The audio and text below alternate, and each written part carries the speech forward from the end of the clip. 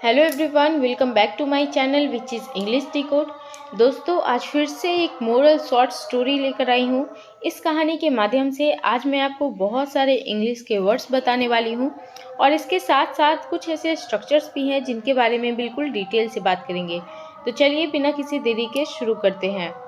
देखिए, जो हमारी स्टोरी का टाइटल है द हर्मिट्स पावर, इसका क्या मतलब हुआ।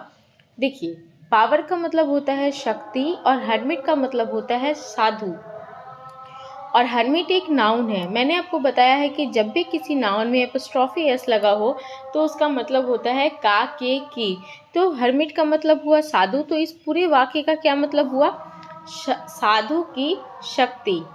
Once a hermit lived in a forest, एक बार एक हर्मिट यानी कि एक साधु रहता था इन अ फॉरेस्ट यानी कि जंगल में।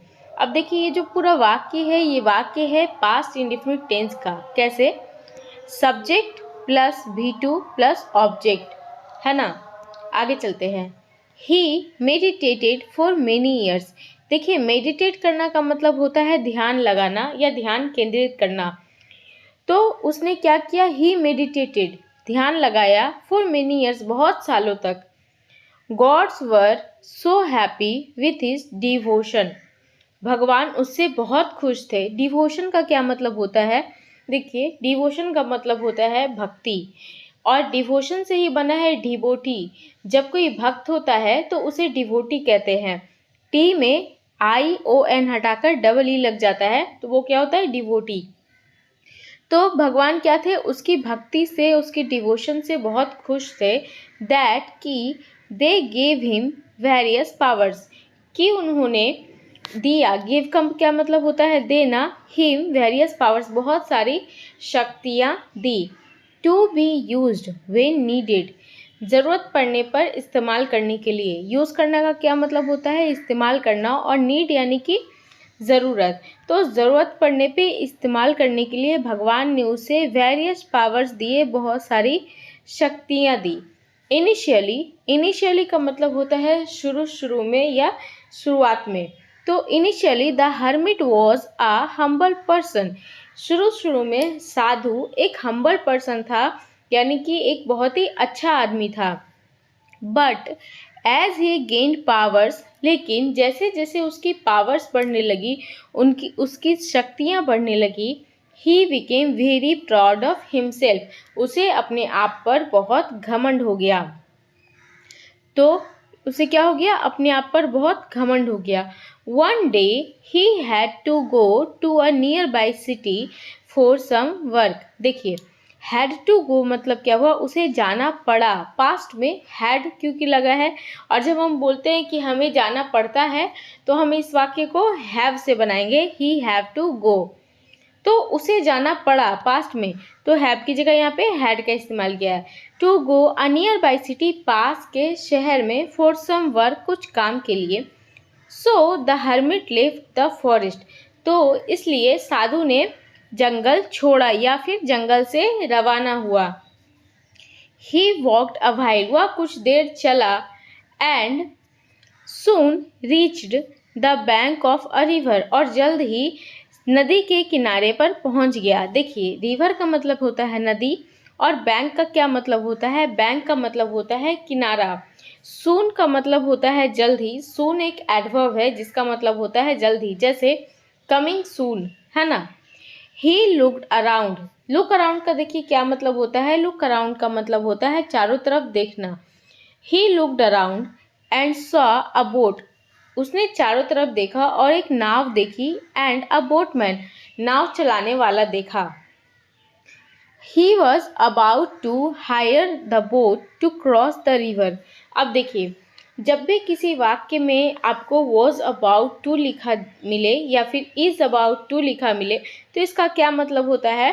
कि काम होने ही वाला था। जैसे this movie was about to start, movie शुरू होने ही वाली थी। आप इसे प्रेजेंट में भी बना सकते हैं वॉज की जगह पे इज लगाकर। जैसे मूवी शुरू होने ही वाली है, the movie is about to start. एक और एग्जाम्पल लेती हूँ। We were about to leave the party, हम लोग पार्टी छोड़ने ही वाले थे या फिर हम लोग पार्टी से जाने ही वाले थे।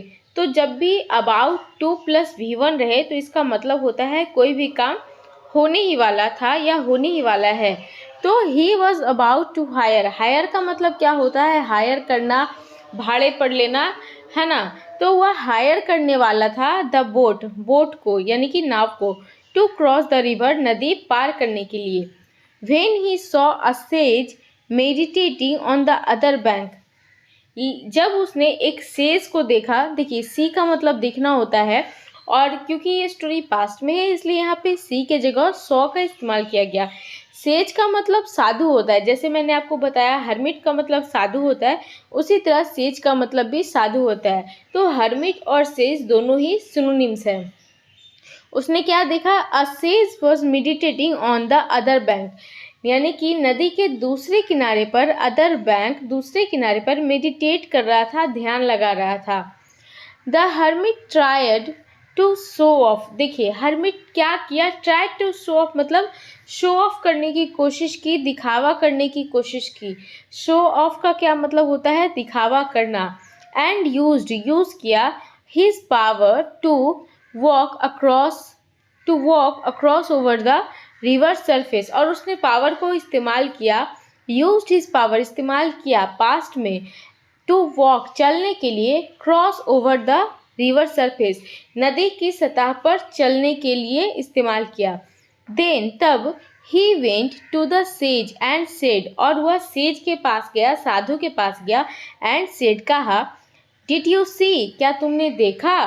तो इस तरीके का ये जो वाक्य है, ये देखिए पास्ट इंडिफिनिट का वाक्य है, पास्ट इंडिफिनिट का इंट्रोगेटिव वाक्य है। तो इस तरीके से आप बहुत सारे सेंटेंसेस बना सकते हैं। क्या तुमने खाना खाया, डिड यू ईट, क्या तुमने देखा, डिड यू सी, क्या तुमने पानी पिया, did you drink water.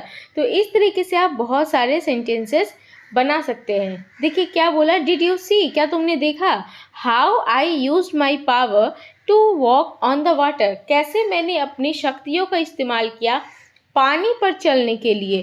Can you do this, क्या तुम यह कर सकती हो। यस ऑफ कोर्स, हाँ बिल्कुल। आई कैन, मैं कर सकता हूँ। बट, लेकिन। I think you wasted your precious power here.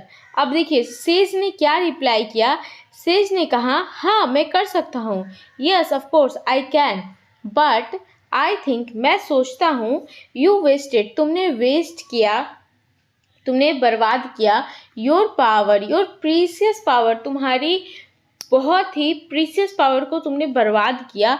You could have cross the river, तुम रिवर क्रॉस कर सकते थे, कुड हैव। दोस्तों अगर आपने इसके पहले के स्टोरी को देखा होगा तो मैंने बहुत ही डिटेल से कुड हैव प्लस V3 को बताया है। तो अगर आपने नहीं देखा है तो प्लीज़ पीछे के स्टोरी में जाए और देखें कैसे मैंने इस पे आपको बहुत सारे एग्जाम्पल्स दिए हैं कि जब भी कुड हैव प्लस V3 होता है तो उसका क्या मतलब होता है। मैं शॉर्टकट में बता दे रही हूँ कि जब भी हम कुड हैव प्लस V3 का इस्तेमाल करते हैं इसका मतलब होता है कोई भी काम हो सकता था लेकिन हुआ नहीं। इसके एग्जाम्पल्स के लिए आप पीछे के स्टोरी में जाकर देख सकते हैं।